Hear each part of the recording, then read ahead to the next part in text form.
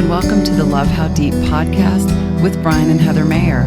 Our purpose is to equip married couples like you with resources that rely on the transformative power of God's Word to strengthen your relationship. Hey everybody, welcome back to another episode of the Love How Deep podcast. We are so excited that you're still tuning in to listen to us, and any newcomers, welcome to the podcast. Our prayer is that you continue to grow closer to God and closer to each other in your marriage. And today we have something a little bit different. Normally we have our episodes kind of outline formed, I guess, planned out, things that we're going to say and talk about, and scriptures and things like that, and examples, very well planned out. And today we're just going to do a little bit of off the cuff. Mm-hmm.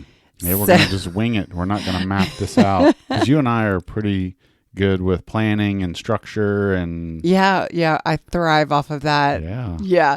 But today what we're going to do is use a deck of cards produced by Prepare and Rich, and it's, what are these cards called? Couples communication cards.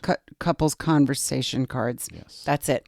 And they're just good conversations that you can have with each other to kind of help get you on the same page with some pretty heavy topics. And so we have picked out 9 questions that we want to go through. And we may or may not finish all of those today because we don't have this planned out. So if we don't finish it, then there will be a part 2 to this the following week.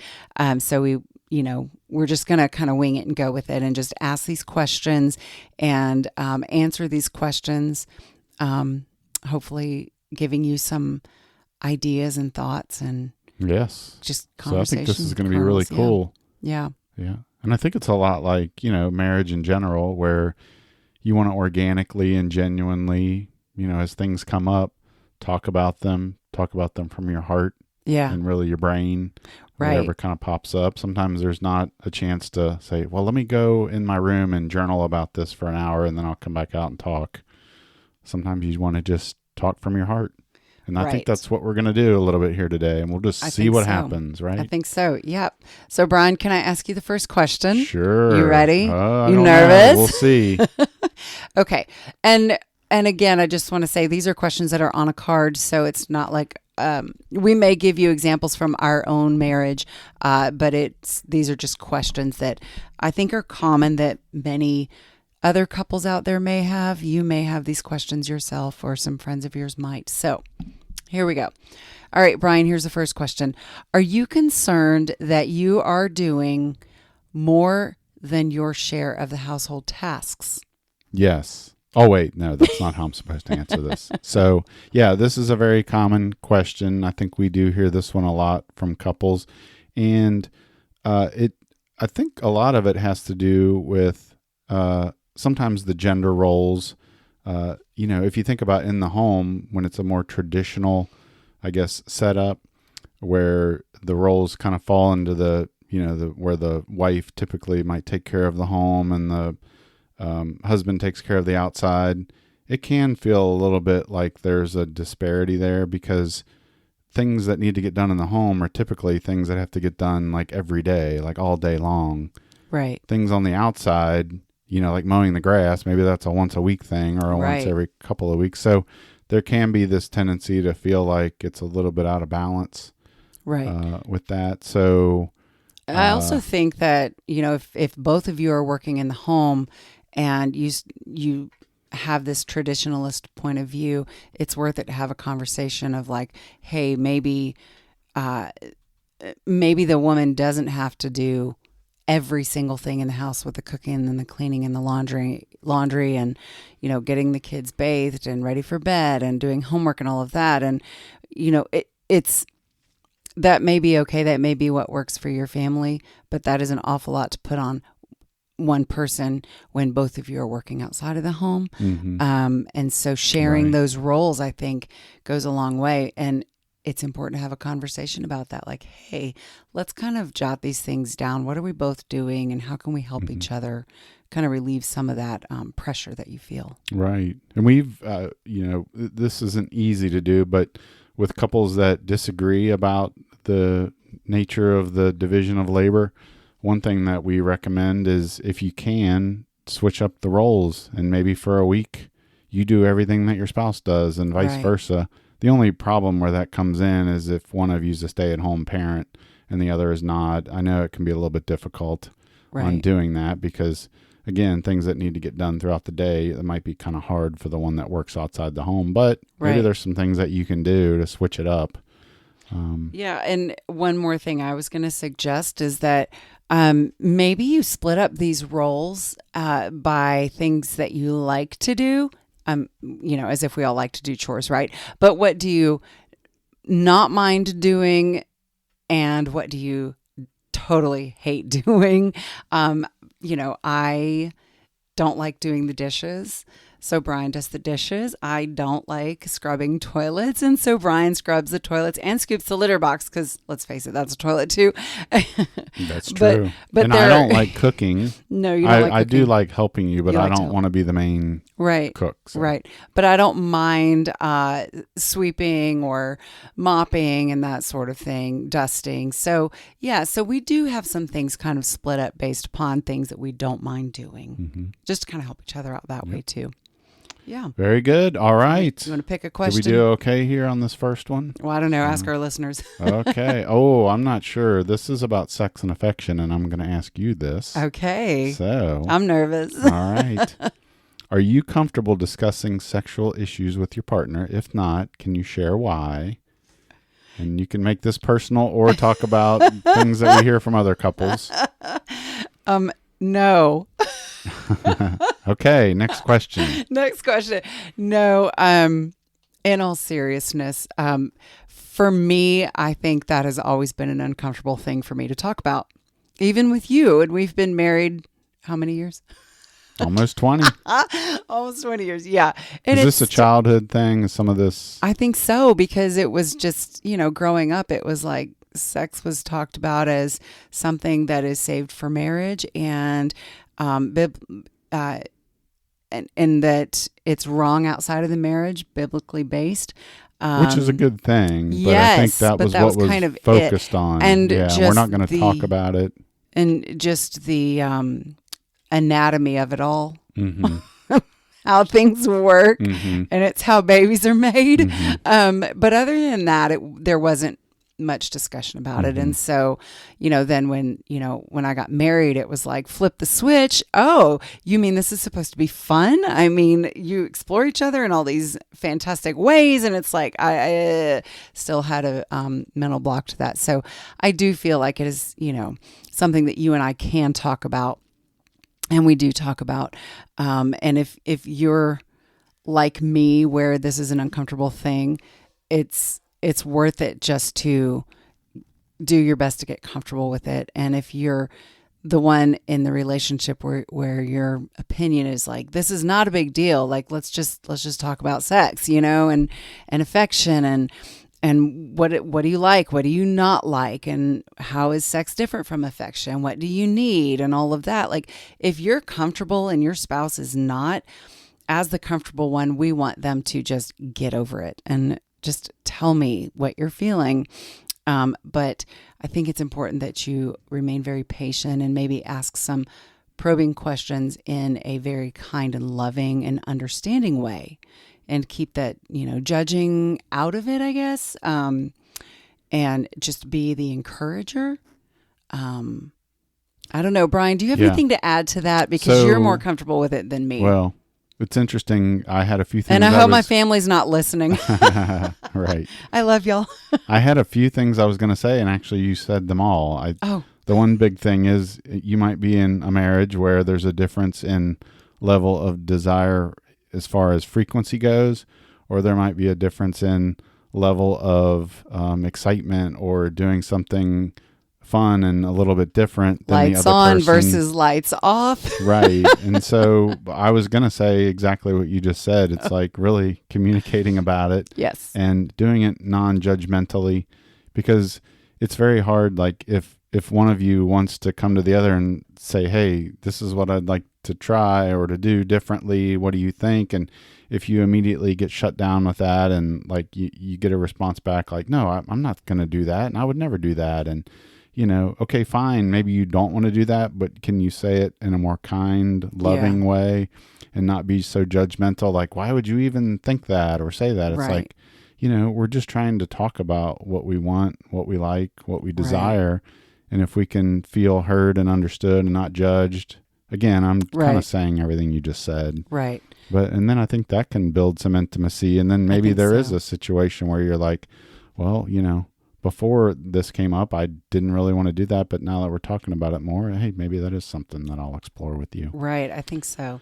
And I do want to put a disclaimer in here that, we're not talking, when we're talking about trying new things, we are not talking about bringing a third party into this. Mm-hmm. We're not talking about pornography. We're not talking about anything like that would absolutely go against God, against Scripture. So we're talking about the intimacy between the two of you, you. That's right. And, I also wanted to just mention, that sex is different from affection. And we women need more affection, probably more than we need the sex, where men want the sex more than the affection. Keep in mind that while men are microwaves, women are crock pots. And so if you want the sex, start that affection hours before, outside of the bedroom door. Being affectionate, and sometimes, so many times, being affectionate does not mean that it's going to lead to the bedroom, but it's something that really speaks to us, that we just need that shoulder rub, that hand holding, that light, sweet, gentle kiss versus, the full on like make out session. Yeah. And that can be tough because generally speaking, I'm using generalities, women and men are different in that typically women want that emotional connection first, which is probably it could be even emotionally connecting through like the hand holding and the massages and things like that.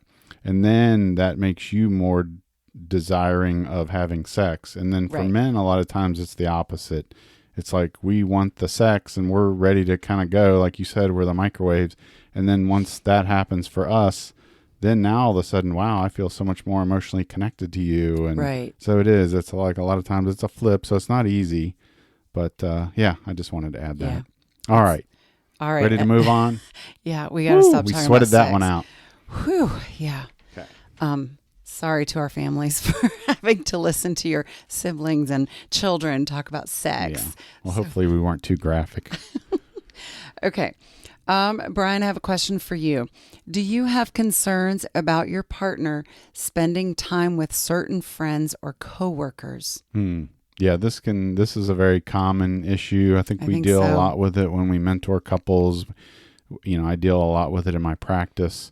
And, this one can be a touchy subject because there can be some trust issues that kind of go along with this. I will say, personally speaking, in our marriage, I do feel like the entire time we've been married, we've never really had a problem with this. Maybe in the very beginning when you were coming out of a marriage where there were trust issues and we were trying to navigate together what was appropriate and what was not. So we had some conversations and discussions. Even as dating, because you didn't think there was anything wrong with going to lunch with some female coworkers and things like that. And where for me, because, I lived through affairs and things like that, to me, it was like, that's so taboo. You shouldn't do that. You shouldn't, especially if you're dating me, then you need to tell those women, no, I'm not going to lunch with you unless some other guys come along, that sort of thing. I was very much affected by that, and where you didn't see anything wrong with it, but I did. We did have some good conversations about it, and a lot of that just involves sharing your feelings and your reasons why you think that that's not a good idea for your marriage. Rather than just saying, no, you can't do that. It's more important to share. I would prefer that you didn't do that. It hurts my feelings. It hurts my heart. It scares me. I have fears. And this is why. This is, give that because response. Yeah. And we did have some heated discussions for sure. But I remember as we talked more and more about it, I did put myself in your shoes, and I thought, you know what? I don't really understand. Like for me, this I guess wouldn't be as much of an issue, but you know what? For you, it is, and you're my priority. Yeah. And then I think just over time, that response, it was more of like a head response, but then I think slowly it did kind of get into my heart, so to speak, where I just feel like, you know what? I don't even care to do that anymore. Right. It's not like, oh, I'm just now not doing this because you don't want me to do it. It really is you know what? That does make sense. I can see where even if you go into it and say nothing's going to happen or there's nothing to this, I mean, you don't know. So you definitely want to put up some guardrails and just be careful about Absolutely. Those types of things. So, right. Yeah. Even if you feel like your spouse is hanging out with some friends that are poor influences and things like that, like you want to be able to share that. And, but you know, it's all about the way that you share it. Are you attacking your partner? Just automatically assuming that they're going to go down this bad road because their friends do, which makes them feel like you don't trust them? Mm-hmm. Or are you coming at it with those I statements of like, I feel very uncomfortable because, mm-hmm. and right. Yeah. And so one thing I don't like when one spouse says to the other, well, it's you I trust. It's everyone else that I don't. I don't like that one, because it's basically what you're saying is I really don't trust you. Right. That is kind of what you're saying. And this does come from your heart. Mm-hmm. And so it would go a long way to give the reasonings why you feel this way. Mm-hmm. So, yeah. So, yeah. Right. Yeah. All right. You got another. Wow. We are question. On a roll. I think we're doing well with this. All right. Let me pick out another card. We're going to talk a little bit about quality time. This question is for you, Heather. Do you feel the workload of planning quality time is shared relatively equally? Why or why not? That's good. We do hear that from some of the couples that we work with, where she says, you know, everything that we do is something that I have planned.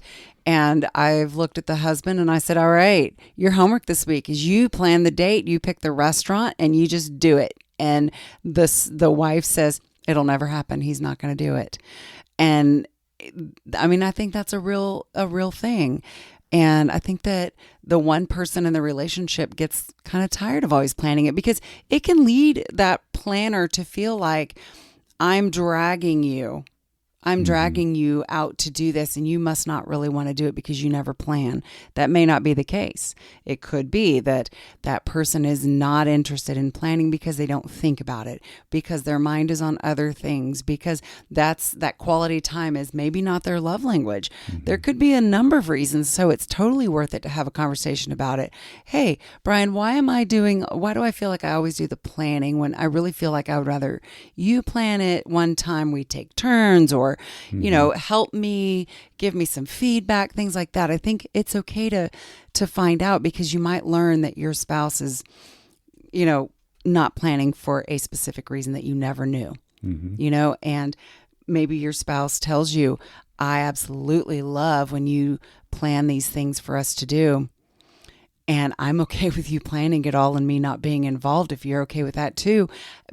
That's one less thing for me to think about, but it doesn't mean that I'm not all in. I'm 100% all in. So you can see, like, good conversations can come from this.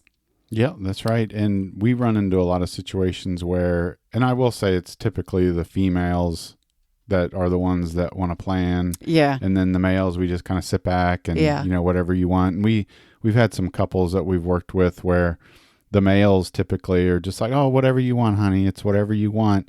And while I get that the underlying reason for that is like, you know, I care about you and I want you to be happy. But usually what we hear from the females is, I want to know what your opinion is too. Your opinion matters, and I want you to be involved in this. And it's not out of like, I need you to do the heavy lifting. I mean, sometimes it is out of that, but I think a lot of times it's just like, I want you to have an opinion. I want to know what's important to you. Yes. So that we're both happy. And I don't want the only reason that you're happy as my husband is because I'm happy.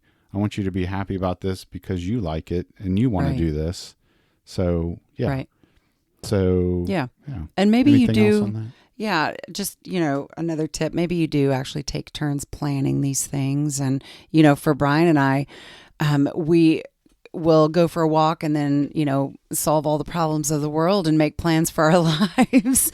And, so we'll plan a vacation. We'll figure out where we want to go. We talk about it. We're having a good conversation, many conversations really, about a place that we want to go.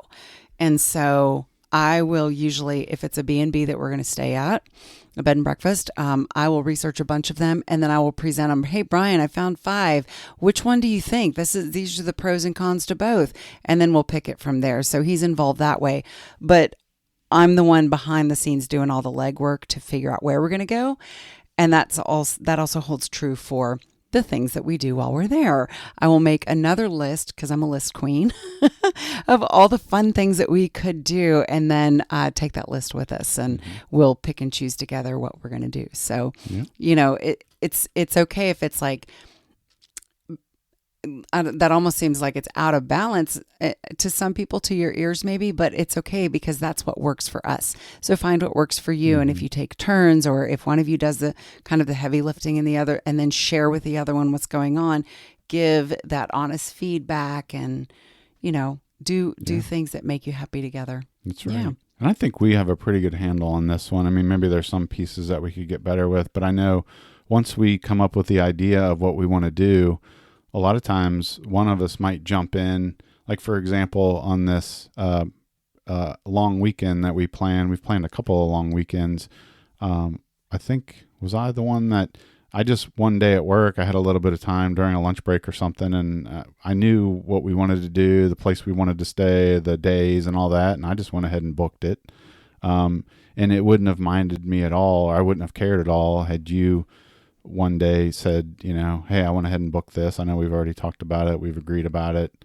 This is what we want to do. And if you would have booked it, hey, great. But as long as we, know for sure. But I think we will usually come back together and say, hey, I'm getting ready to do this today. Just want to circle back around. You good with this? Yeah. Yeah. So. Yep. All right. What Next are we, question. are you asking this one? I am. Okay. When are you most likely to have a serious argument over an unimportant issue? And this is good because that happens a lot. Like hardcore knockdown, drag out arguments over something that is completely stupid or unimportant, I should say. Okay. Yeah, on this one, I actually have an answer. Sort of, I'll probably sound like I'm talking from both ends of my mouth, so to speak. But yeah, there are often a lot of times where you might have an argument over something silly, like, again, what movie to watch, or, I don't know, having dessert in the evening. You don't agree on what dessert, and it starts to get a little agitated, a little tense, and maybe there's a blow up, and you're like, wow, this is all over dessert. Or maybe you're doing the dishes and you drop a plate and break it, and that causes an argument. Yeah, right. Yeah. But what I will say on the other end of this is, if you dig down, sometimes there is an important issue at play. Like, say, for example, again, if we're arguing about what movie to watch, the reason for the argument, it could be that, again, I always am the one that makes the decisions on everything, and I'm just tired of this. And, that can be an important thing to flesh out. But the problem is we're just sitting here up on the surface arguing about what feels like is silly. And so, again, sometimes, occasionally, there is an underlying issue that is larger at play. But, I will say, somebody told me this once, and it's really stuck with me, that they said sometimes if you argue about unimportant things, think about the acronym HALT, HALT. Think of, are you hungry? Are you angry? Are you lonely? Are you tired? A lot of times, one of those 4 is going to be at play when you're arguing about something dumb. That's what I was thinking about, that like there's a strong possibility that someone is very tired, or just tired, like after a long day. And you could be at angry work or something. Yeah. And maybe you are angry at your spouse. Maybe there is something there, but the problem is it's something maybe that's happened before that you're letting fester and letting bubble up. And then at a moment of trying to talk about something, that's when it all comes flowing out. Another thing that I've heard that can be helpful for you to know is that if you're hysterical, it's probably historical, meaning that if you, again, blow up, you get angry, you have a disagreement over an unimportant issue, and it's escalated, most likely, again, there's something else that's going on or something that's built up over time. So right. That's good. Yep. That's good. So I am looking at the time and should we wrap it up thinking, for today? Yes, we did not get through all 9 of these. Okay, and so we're going to have a part 2. Yeah, that's exciting because these are some good questions, and we may do these more often, just, kind of random good questions that you in your marriage may have yourself. So okay, and I hope you did okay being on the hot seat. I felt okay. I felt like my seat was a little warm, maybe not completely hot. Yours might have been on the sex question. I don't know, but moving on. All right. So, well, thank you so much for joining us. This is part 1 of Marriage Q&A with Brian and Heather, and we look forward to episode number 2. And we hope that this has given you some inspiration to open up the lines of communication and really just add some fun into the mix. And before we go, I just wanted to mention a couple of things. Number 1, as we talked about, we used a card deck on couples communication. And while you can't get the deck that we're using, it's for certified facilitators of the Prepare and Rich Marriage program. So Heather and I are marriage mentors, and we use this program. We're certified and trained in it. Unfortunately, I think this card deck is only available to those facilitators. But there's lots of, if you go out to Amazon, and I'm going to put a link, we'll put a link in the show notes to couples communications cards on Amazon. So click that link, and it will give you a whole page worth of card decks. And I'm sure there's some that are just as good, and there's probably ones that are even better or maybe more appropriate for what you're looking for. And then secondly, don't forget, we have a guide called the 10 Practical Communication Strategies. It's free. You just go out, again, to our show notes. If you go to lovehowdeep.com/31, that's the number of this episode, you'll see the link for it. And this guide will help you as a couple have more effective and connecting conversations with each other. And again, it's free. And so with that, we thank you so much for joining us on this episode. We could not do these without you listening, so thank you for that. And we do appreciate your time. And stay tuned for part number 2 next time. Take care until then.